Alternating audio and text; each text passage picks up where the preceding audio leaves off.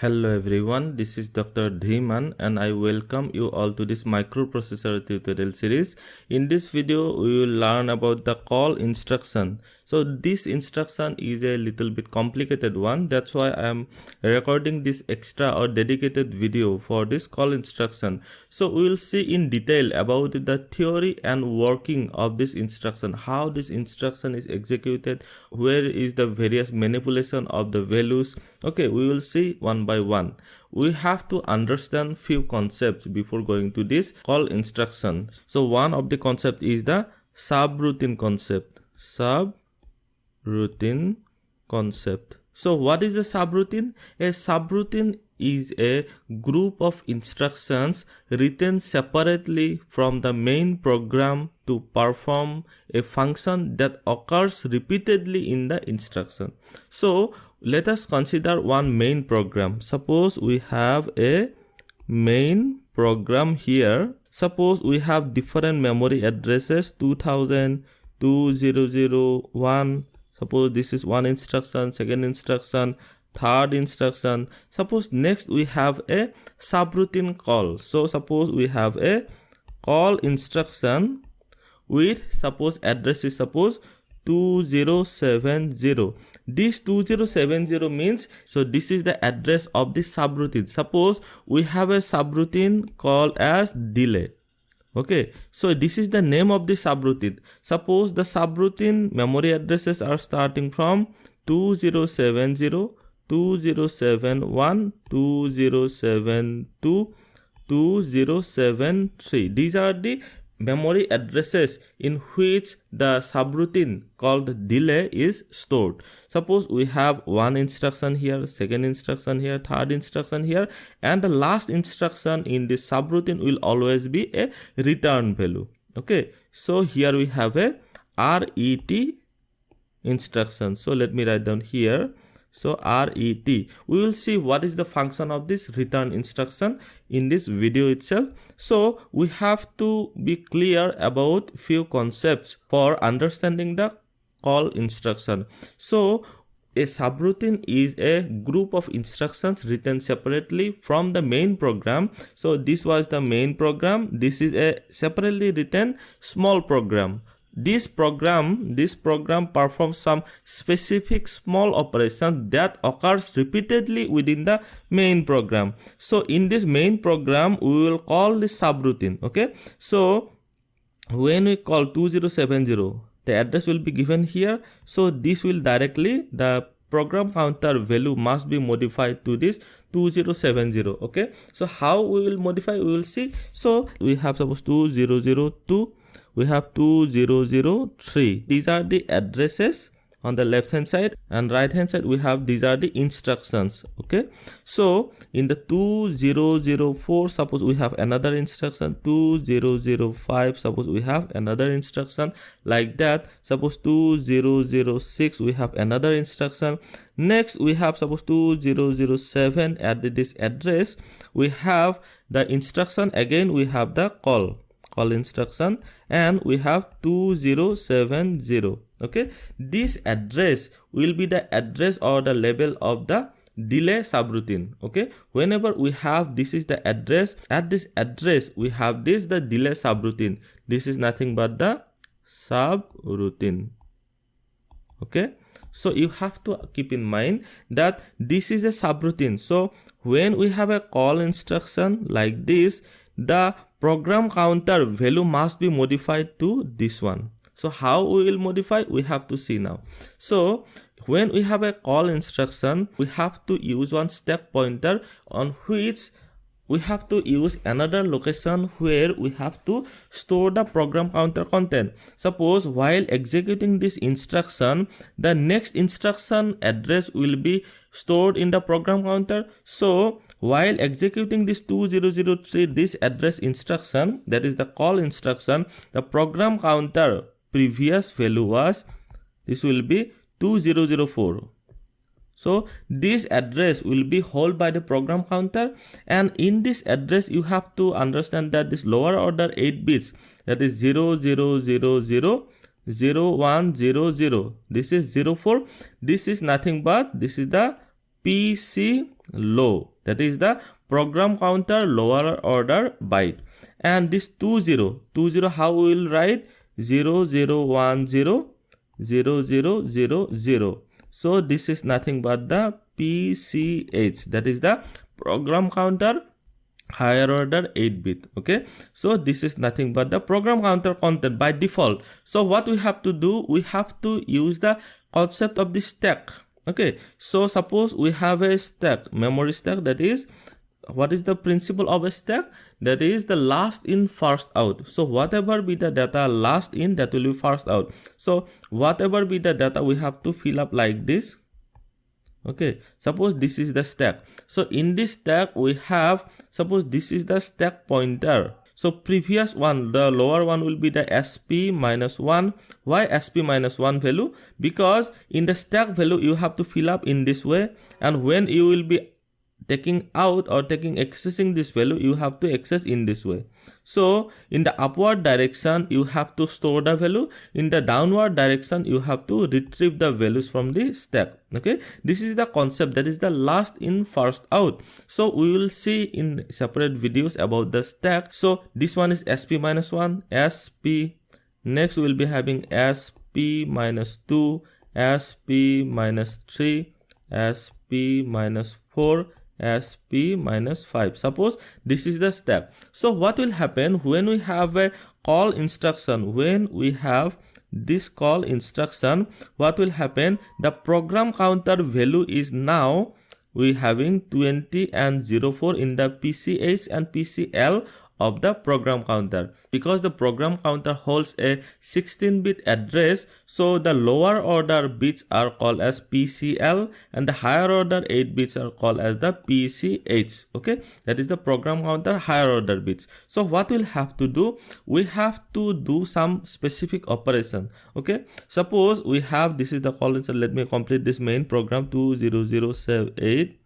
Suppose we have another instruction, suppose 2009, we have a halt instruction, that is the closing of the main program. So this is the main program, this is the subroutine, and here we are explaining about the stack. So when we have the call 2070, it will go to this subroutine. So let me show you here. It will go to this subroutine. So this subroutine will be executed, and when we have this return instruction, so what is the return instruction? Return also have some functions. So how the microprocessor will manage this operation, how the microprocessor will execute this call instruction. So what we have to do, in the call case, whatever be the SP minus 1, that is SP minus 1 value, if we use a square bracket, then that means, so we have to store the PCH value. PCH, that is the program counter higher order 8 bits will be stored in the SP minus 1. So what is the PCH value? We have 0010 0000. So here we'll be having 0010 0000. So in this stack, at this SP minus 1 value, we have to store the higher order bits. Next we have the SP minus 2. SP, that is the stack pointer minus 2. Add this address, we have to store the PCL value, that is the program counter lower order 8 bits. So what are the lower order 8 bits? We have 0000 0100. 00000100. So these are the content of the program counter. Actually, a program counter holds the 16-bit address of the next instruction to be executed. So when we will be jumping or when we will be branching the instruction to the delay unit, or this is the subroutine unit, so when that program counter value must be modified with these values. Okay, so whenever we have called this instruction, the program counter must be modified with this value. So after executing these two steps, we have to modify the stack pointer content to the SP minus 2. So whatever be the SP minus 2 value, we have to store in the SP. So now the stack pointer will point at this address. So let me show you here, at this position. Okay, so the stack pointer value will be modified with sp minus 2. That is the content of the sp minus 2, that is 00000100. Now the stack pointer value will be modified with this one. So after this we have to go to this address. Why? Because we have a subroutine call. So this value must be loaded to the program counter, then only the microprocessor will execute the instruction that is in this address. So this instruction will only be executed if we transfer or if we modify the program counter content with this 2070. So what we have to do, so to go to this program counter, so therefore the program counter value should be modified with this one value. So what is the value here? 2070.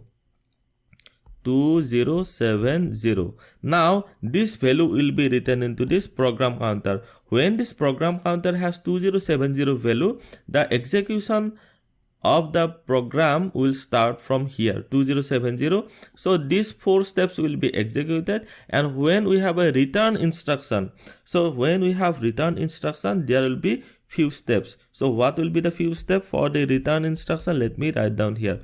This RET means this is the return from the subroutine. So when we have subroutine, we have to again go to this address, this one 2004. Okay, so we have to go to this address. So we have the return instruction, whatever be the content of the stack pointer, that is the stack pointer content is now this one, because it was pointing to this address, so 00000100. Okay, so whatever be the content of the stack pointer, that needs to be stored in the PCL. Okay, so this need to be stored into the PCL, that is the program counter lower order 8 bits, where we have to store the stack pointer content, because now this data will be here. PCL will be equal to 00000100. Now this is the content after getting the return instruction. Next what we have to do, we have to again transfer the PCH. So SP minus 1 value, this was the PCH value. So this value must come into the PCH value. Okay, so that is 00100000. Okay, so what will happen now? We have to write here SP minus 1. So this content will be written into the PCH value. That is the program counter higher order 8 bits. Okay, here we have to use 2 square bracket. Okay, that is the content of this stack pointer. Okay, stack pointer is pointing here. So after this we have to go to the 2004. So here we'll be having 0010 and 0000. So these are the values after getting the return instruction. So we have loaded into the program counter these values. Okay, so after getting this instruction, that means the program counter 16-bit address will be, the first will be that this higher order bits 0010 0000. Next we have, this is the PCL. This will come into the lower order bits, that is 00000100. So if we convert into the hexadecimal form, what will happen? This is nothing but 2, this is 0, this one is 0, and this one is 4. So now the program counter after getting the return instruction, it is content is 2004. So when the program counter content is 2004, that means now the program counter after getting this return instruction start executing this instruction. So after that it will be incremented by 1, because it is the normal process of execution. Whenever one execution program is executing, the program counter content will be incremented by 1. So in this way, next again when we have the call instruction, again it will go here. Again when we have return instruction, then it will come here. Okay, in this way this call instruction will perform. So I have shown you for the unconditional call one.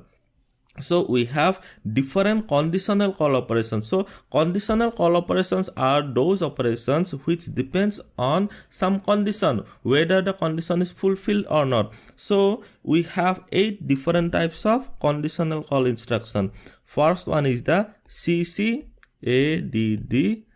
This ADDR means this is the given address. So this CC means call the subroutine if the carry status is equal to 1. C means call if carry exists. So we have to see whether the carry status is equal to 1 or not. If the carry status is equal to 1, then this address will be written into the program counter. So program counter, that means if CS equal to 1, then the program counter will be loaded with the address, given address in the instruction. So the execution of the program will next start from that given address if this condition fulfills.